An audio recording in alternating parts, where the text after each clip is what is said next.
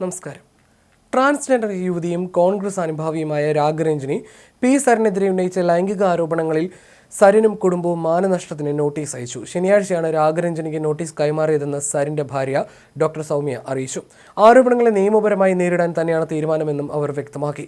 കാസർകോട്ടെ ഒരു പരിപാടിയിൽ പങ്കെടുക്കവേ സരിനിൽ നിന്നും മോശം അനുഭവം ഉണ്ടായെന്നും ഹോട്ടലിൽ തങ്ങാൻ നിർബന്ധിച്ചുവെന്നുമാണ് രാഗരഞ്ജിനി സാമൂഹ്യ മാധ്യമങ്ങളിലൂടെ ഉന്നയിച്ച ആരോപണം. എന്നാൽ സരിനും ഭാര്യ സൗമ്യയും ഈ ആരോപണം നിഷേധിച്ചിരുന്നു. ഇതിനിടെ രാഗരഞ്ജിനി തന്റെ ഫേസ്ബുക്ക് പോസ്റ്റ് ഡിലീറ്റ് ചെയ്യുകയും ചെയ്തു.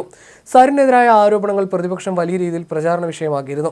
വലിയ ഫാൻസ് അസോസിയേഷനുകളോ ലൈക്കുകളോ ഷെയറുകളോ ഇല്ലെങ്കിലും അത്ര പെട്ടെന്ന് പിന്തിരിഞ്ഞു പോകില്ലെന്നുറപ്പുള്ള ഒരു തലയുണ്ട് സൗമ്യയ്ക്കും സരിനും. ഞങ്ങൾക്കും ഒരു മകളുണ്ടെന്ന് സൗമ്യ ഫേസ്ബുക്കിൽ കുറിച്ചു.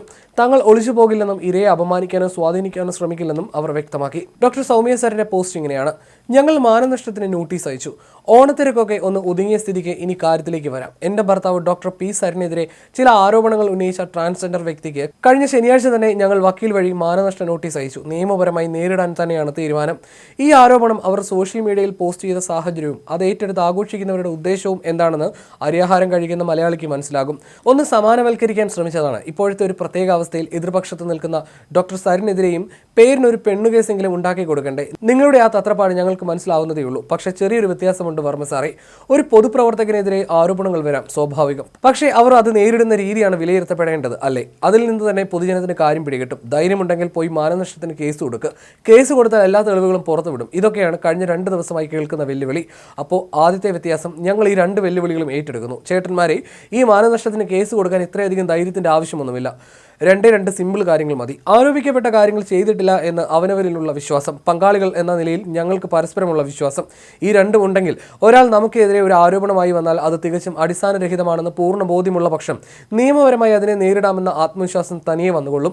ഈ പറഞ്ഞതൊക്കെ വേണ്ടുവോളം ഉള്ളതിനാൽ മാന്യമായി കേസുമായി മുന്നോട്ട് പോകുന്നു. ഇനി കേസായി മുമ്പോട്ട് പോയാൽ തെളിവുകളായി വരുമെന്ന് ഭീഷണി വന്നോളൂ, ഞങ്ങൾ എവിടെയും പോയി ഒളിക്കില്ല, ഇവിടെ തന്നെയുണ്ട്. ഈ അടുത്ത് തന്നെ ഒരു യുവ നേതാവിനെതിരെ ഇതുപോലെ ചാറ്റും വോയിസ് ക്ലിപ്പുകളും ഒക്കെ വന്നപ്പോൾ നിങ്ങൾ തന്നെ പറഞ്ഞ ചില കാര്യങ്ങളുണ്ടല്ലോ, ഒന്ന് ഓർത്ത് നോക്കുന്നത് നല്ലതാണ്. എല്ലാം ഫേക്കാണ്. ഈ AI യുഗത്തിൽ തെളിവുകൾ ഉണ്ടാക്കാനാണ് ബുദ്ധിമുട്ട്. എല്ലാം ഫേക്കാണ്. അപ്പോൾ ഇങ്ങനെ ഫേക്കായ തെളിവുകൾ ആർക്കെതിരെയും ഉണ്ടാക്കാം, അല്ലേ? നിങ്ങൾക്ക് ഞങ്ങൾക്കെതിരെയും ഉണ്ടാക്കാം. ചാറ്റ് എന്ന് പറഞ്ഞുകൊണ്ട് ഒരു വ്യാജ സ്ക്രീൻഷോട്ട് ഉണ്ടാക്കാനാണ് ബുദ്ധിമുട്ട്. അതുപോലെയുള്ള ചാറ്റുകൾ ചെയ്ത ആരുടെയെങ്കിലും നമ്പർ എൻ്റെ ഭർത്താവായ സരിൻ്റെ പേരിൽ മൊബൈലിൽ സേവ് ചെയ്താൽ പോരെ? എത്ര വേണമെങ്കിലും തെളിവുകൾ ഉണ്ടാക്കാമല്ലോ. പക്ഷേ അവിടെയാണ് രണ്ടാമത്തെ വ്യത്യാസം. ഇനി അങ്ങനെ ഒന്ന് വന്നാൽ തന്നെയും എല്ലാം ഫേക്കാണെന്ന് വെറുതെ വന്ന് പറഞ്ഞു പോകില്ല ഞങ്ങൾ. ഇരയെ അപമാനിക്കാനും സ്വാധീനിക്കാനും ഒന്നും ശ്രമിക്കില്ല. പക്ഷേ തെളിയിക്കും. ഫേക്ക് ആണെങ്കിൽ അത് തെളിയിച്ചിരിക്കും. ശാസ്ത്ര സാങ്കേതിക വിദ്യയൊക്കെ ഇത്രയ്ക്ക് പുരോഗമിച്ച ഈ കാലത്ത് നമ്മുടെ നിയമ സംവിധാനത്തിന് അതൊക്കെ പുഷ്പം പോലെ തെളിയിക്കാൻ പറ്റും. അത് ഞങ്ങൾക്കും അറിയാം, നിങ്ങൾക്കും അറിയാം. സമയമെടുക്കുമായിരിക്കും. ഞങ്ങൾ കാത്തിരിക്കാൻ തയ്യാറാണെന്നേ. വലിയ ഫാൻസ് അസോസിയേഷനും കൊട്ട നിറയെ ലൈക്കും ഷെയറും ഒന്നും ഇല്ല ഗൈസ്. പക്ഷേ അത്ര പെട്ടെന്നൊന്നും കുനിക്കില്ല എന്ന് ഉറപ്പുള്ള ഒരു തലയുണ്ട് സൗമ്യയ്ക്കും സരിനും. ഞങ്ങൾക്കും ഒരു മകളുണ്ട്. അപ്പോൾ ഈ അവിടുത്തെ കാര്യങ്ങൾ എങ്ങനെ? ഈ വെല്ലുവിളിയൊക്കെ പാവം ഞങ്ങളോട് മാത്രമേ ഉള്ളൂ എന്നും സൗമ്യ കുറിപ്പിൽ ചോദിക്കുന്നു.